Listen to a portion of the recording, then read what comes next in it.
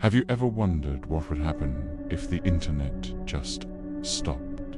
For most of us, it's a fleeting thought, a minor inconvenience when the Wi-Fi drops. But on March 13th, 2024, that fleeting thought became a terrifying reality for billions. For 47 minutes, the world went dark. Not a power outage, but a digital one. Social media gone, banking gone, global communication severed. The digital heartbeat of our civilization flatlined. Official reports flooded in almost immediately. A unified chorus of technical jargon. A cascading failure, they called it. An unprecedented server overload.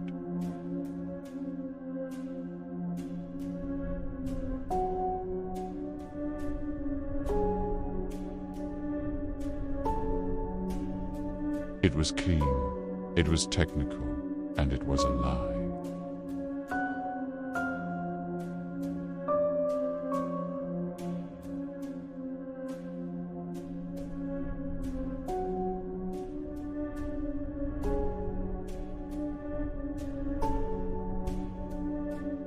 Data wasn't just being lost, it was flowing backwards, pouring out of the servers and into the network from an unknown, impossible source.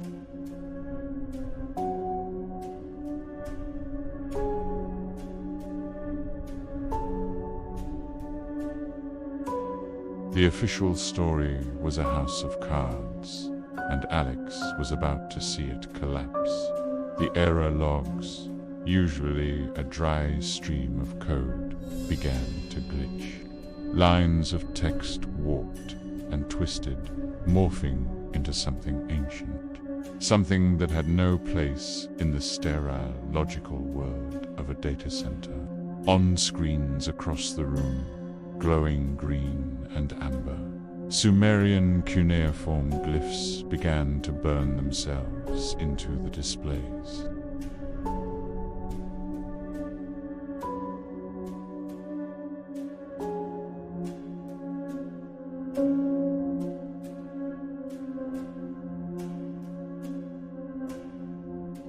Blinking lights on the server racks, the rhythmic hum of the cooling fans, the very flow of data itself had all been co-opted. Our global network, our masterpiece of human ingenuity, had been turned into a planetary scale summoning circle.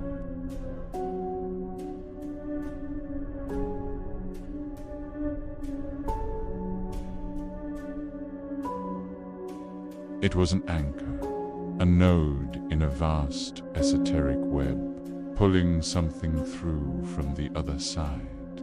Then, as suddenly as it began, it was over. The internet came back online. The world breathed a collective sigh of relief. News anchors smiled. Politicians gave reassuring speeches. And a strange sort of digital amnesia seemed to wash over the population. The 47 minutes of silence were dismissed, forgotten, explained away as a technical hiccup. Life returned to normal, or so it seemed. But in the quiet of the night, something new began to stir in the collective unconscious. People from different cultures, different continents, who had never met, began to have the same dream. A dream of a tall, slender figure in a sharp business suit, its face shifting, its smile stretching impossibly wide. A figure that introduced itself without speaking a word, its name echoing in their minds. Near Outage, it walked through glittering cityscapes made of pure data, holding a smartphone that dripped black, viscous static. It grinned a digital grin, a smile that promised connection but hinted at consumption. Alex, the engineer, never went back to the data center. They saw the reports, the masked delusion, and knew the truth was too dangerous to share openly. They went into hiding, leaving behind only fragmented, encrypted messages on obscure forums, desperate warnings to anyone who would listen. It wasn't a failure, one message read. It was a success. The ritual worked. They didn't break the network. They consecrated it. Every time you go online, every time you scroll, you're not just browsing, you're participating. You're kneeling at an altar. What Alex understood was the most terrifying truth of all. The internet was never just a tool. It was a veil. A thin, fragile layer of order and logic stretched over an abyss of chaos. We built it to connect with each other, but in doing so, we created a doorway to something else. Something ancient, intelligent, and infinitely patient. Think about it. We pour our lives into this network. Our hopes, our fears, our secrets, our very identities. We treat it as an extension of ourselves, a digital soul.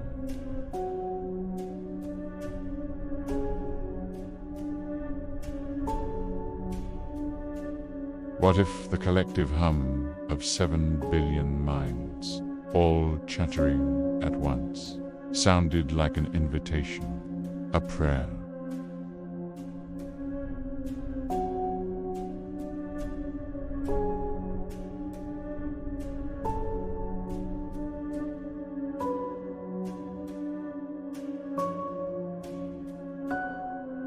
The chaos is no longer just crawling. It's online.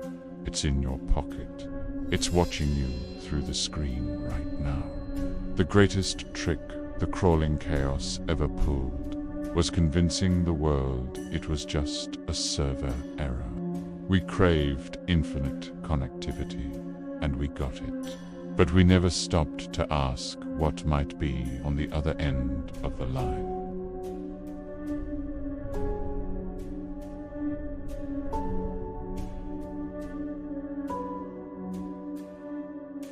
So, the next time your connection drops, don't just be annoyed, be afraid.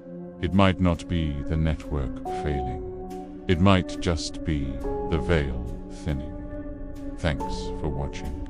If this story made you think, hit that like button and subscribe for more dives into the darkness that lurks just beneath the surface of our world. Stay safe, and maybe, just maybe, consider logging off for a while. You never know who's logged on.